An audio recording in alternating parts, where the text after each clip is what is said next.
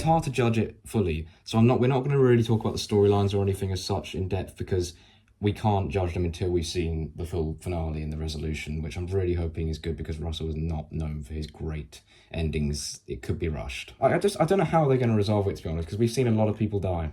Yeah, I don't know. I mean, to get the Doctor to the memory TARDIS, maybe when we pick up from the cliffhanger from part 1... Someone thought the memory TARDIS might be the 14th Doctor's TARDIS, because, I mean, I don't know how that would work, but like, as someone also commented, if you review the trailer, there's a shot of presumably Shooty or someone walking up to a TARDIS with white windows, and that looks more like 14's because Shooty's has the more yellow windows.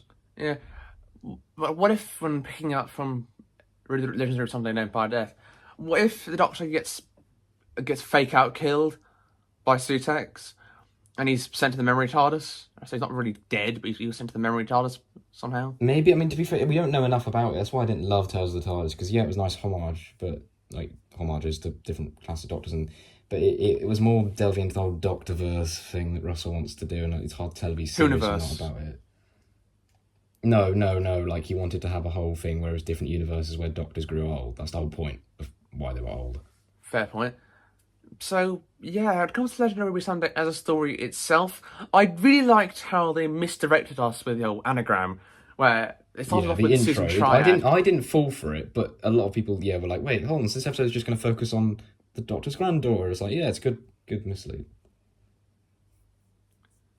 I mean, yeah, we kind of called the Sutek reveal, because, like, when the Next Time trailer came out at the end of Rogue, we saw pyramids at the back of that scene with the ice. Yeah, but that turned out to be another red herring.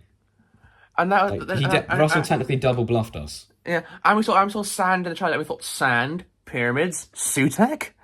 Yeah, a lot of people had that theory. A lot of people were right but Russell was smart, to be fair. Like, I don't think he probably knew like the marketing, because we've had that Disney trailer for ages that had the weird things like politics, poles, but it did also have sand, which made people think, once he talked about gods and all that coming, like, being like a big thing, and they're going to be next series as well, because we've seen the leaked filming pictures, spoilers by the way, of the 15th Doctor and that companion from Boom. I've already forgotten the name of the character. Monday something, I think. Oh god, yeah, that fucking Monday Flynn, that's it.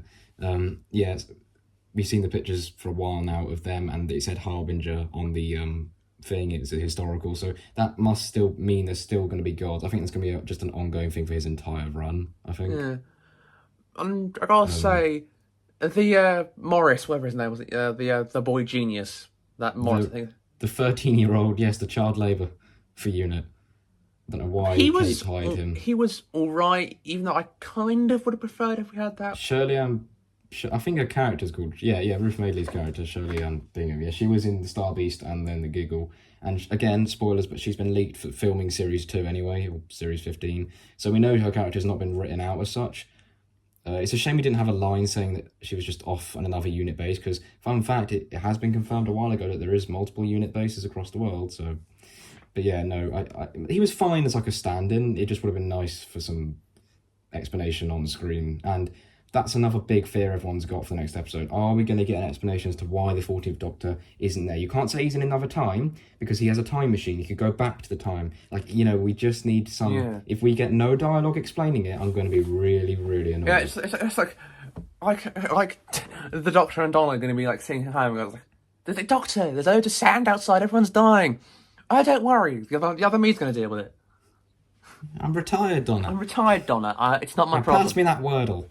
Well, it is. Well, no, I don't think they're at home, because Donna would have been at unit, so I'm guessing they're on like a holiday or something. Regardless, we don't necessarily need to see 14 and Donna, but it would be nice to at least have some explanation. It would be nice to have some verbal recognition.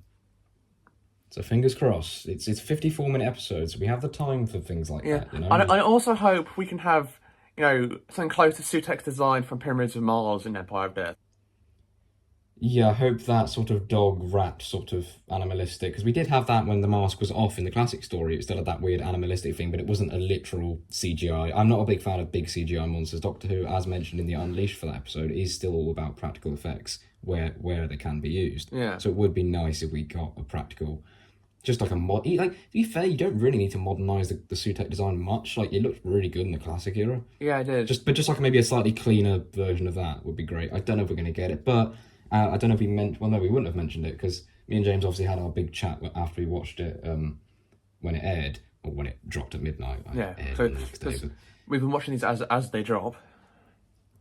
yeah, so we did say, oh, it's voiced by Gabriel Wolf. I think that's how you say his name. Yeah, Gabriel Wolf. Spelled with two L's, two O's. Sorry, and yeah, he is 91 now, and he's I think it's been either about or just nearly 50 years. 49 years.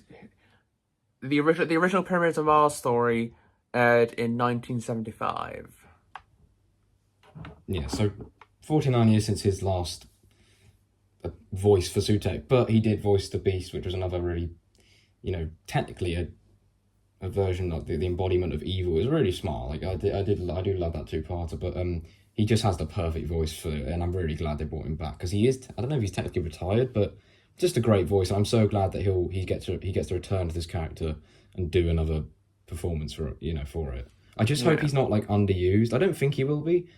Like me and James were really desperate because obviously we still have the thing with Ruby's mother, and we still think he might be the trickster. It's worth putting out there in case we're right. I don't think we will be, but because the trickster was mentioned, Yeah, but he was name dropped. So was the Mara. Why wouldn't it be the trickster? I mean, they literally played a bit of the trickster's theme in The Devil Was Called when Maestro was like, "There's a secret song," and literally played part of the if the trickster doesn't appear, I'm hoping it's then maybe foreshadowing for a later on. But it's got to be to do with Ruby's plot. I think the trickster has to. Yeah, and again, like we don't need to make the trickster as powerful as Sutek. We know he isn't. Yeah. I don't know why they made him the god of traps because that isn't really what. Yeah, and yet again, wait, no, I've got my point.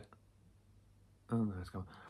And also, technically, teasers towards Sutek returning have been here since we got the first promotional stuff for this series, because that shot of the sand that shot of Shooty in that sort of with the colours that looks like the time corridor. The tent. He was. Well, no. Oh, you're talking about the promotional image. That's not a trailer. That was an image. Yeah, that's what I meant. The promotional image. Oh yeah. Well, yes, we've had the. I think someone did make that. I reckon there was definitely the odd. What they probably called at the time insane fan who was like, oh my god, it could be Suicide. But a lot of I feel like a big majority who watched all the promotional material did put it together that it would be Suicide. But it was still a really good reveal. Like I've not loved Doctor Who cliffhanger. Oh yeah, no, for years. It was really. Yeah, good. I remember what I was saying. I mean, like if you could have seen our live reactions, it was we were pretty mad. And going back to the music, they played a bit of John Sims' Master theme from Series 10 during the reveal of Suicide. A lot of people have picked that up. If you follow us on Twitter, I'm going to remind myself of the @ or on X as it's known. But we're going to call it Twitter because. Yeah, it's a dumpster fire of a place, but. Yeah, at SKP Official 24, or just look up SK Productions. You can just see the tweets I've liked that refer to like basically a lot to do with the episode. And like someone, for example, I'll save the image and show it on screen if you're watching on YouTube, where it's what Mel was imagining. Credit to @DriverHenryWho. Right, yeah. So when he says, "Do you dream about being in an ambulance?" and then Mel, like you can imagine Mel just imagines her face on an ambulance, and someone just edited that, and it's just quite funny because. That line did sound a bit mental. Yeah. There's also another meme where Rose says, "I'm home." Donna says, "How was work, my love?" Rose says, "The usual." Sutek showed up, and then 14 where his jaw drops in wobbly on diet. There's a problem with the jaw. Oh, and I also think unless I'm it's all weird timing because I don't know. My Russell would know when her birthday is, and yesterday it was Caroline Ford's birthday, who. Technically play Susan. And obviously, like, I know they started to try and tease us about the concept of Susan being able to regenerate, but we've never seen it happen for a reason. I don't think she can. So I'm hoping if she comes back, we see Caroline Ford. Yeah, like, she's still around. Yeah, and she said she wants to come back at least one more time.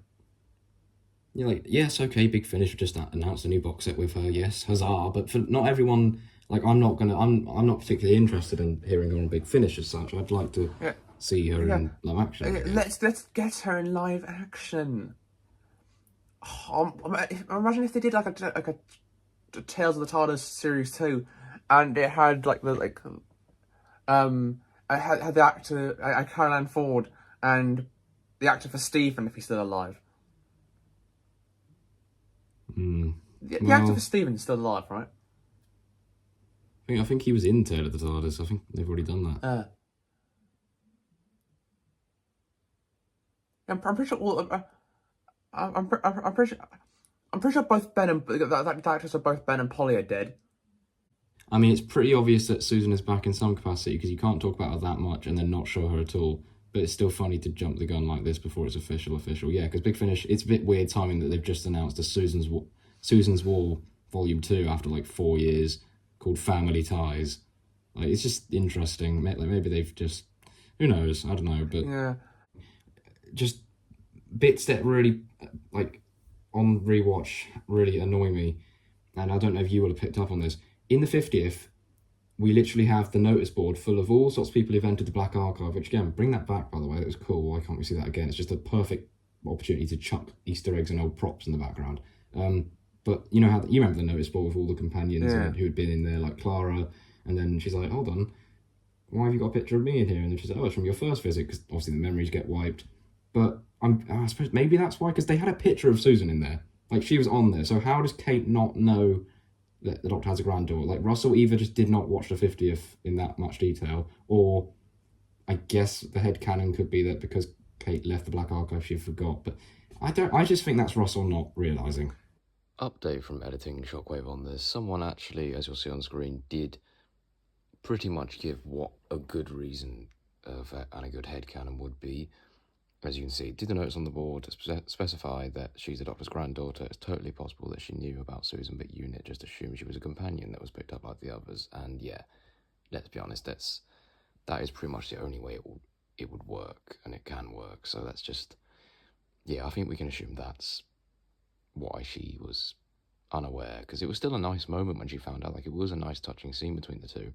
It just didn't quite make sense because of that. But yeah, I think we've cleared that up now. Yeah. We'll have a lot more to talk about next week.